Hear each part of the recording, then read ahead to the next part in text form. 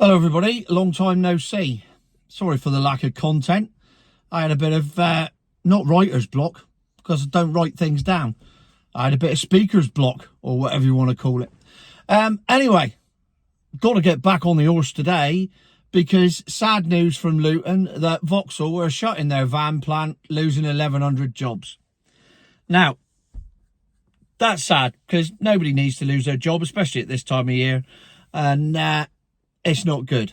But having said that, I think there was a fat bloke who 2 years ago, almost to the very day, drove a Vauxhall Vivaro van and said, "This is a pile of shit.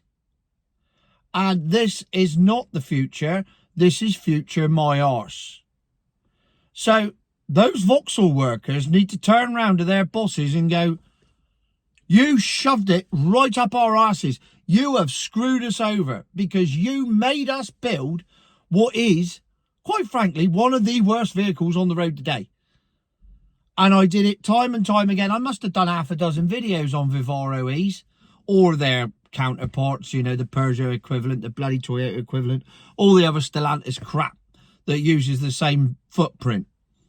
It's a van that does 70 miles on a motorway before it needs charging again. It was never going to succeed. It's a van that when you put ladders on it, you only put things in the back of it, it reduces the range. It's a van you can't even turn the heating off, because when you do, a big light flashes up saying, "You have significantly reduced your range by turning the heaters off in winter, you selfish bastard."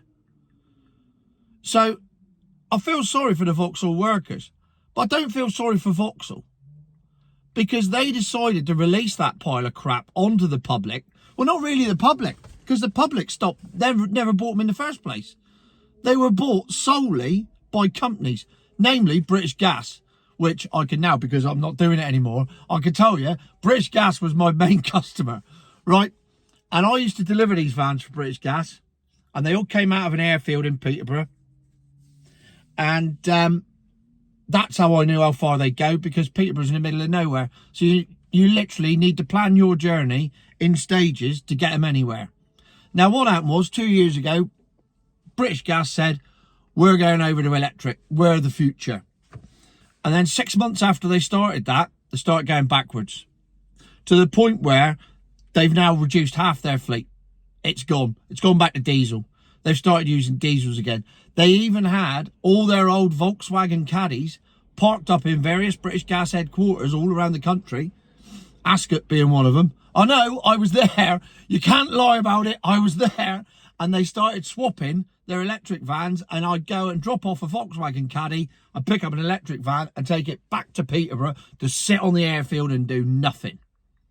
And that's what they're doing with their electric vans. So that is why Vauxhall are closing their plant. It's not because, it's partly because of the demand.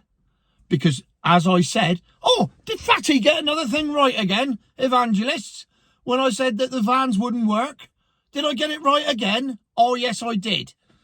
But it's not just because they're shit. And it's not just because of lack of demand. It's a combination of the two.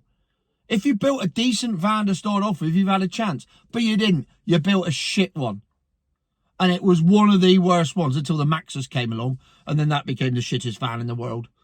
It was a tough call. Oh, and there's the London Electric Vehicle Company one as well, which is a brilliant van for range.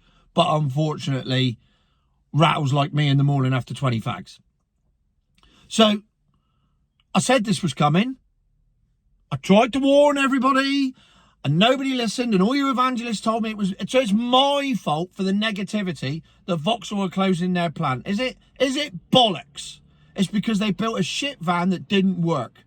The same as all the electric vans don't work.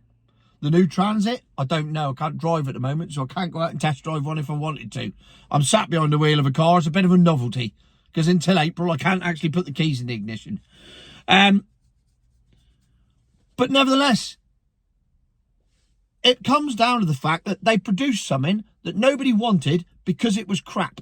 They produced something that nobody wanted because the charging infrastructure isn't there. And where it is, if you're driving a van around, it's too expensive. And if you're driving a van, time is money.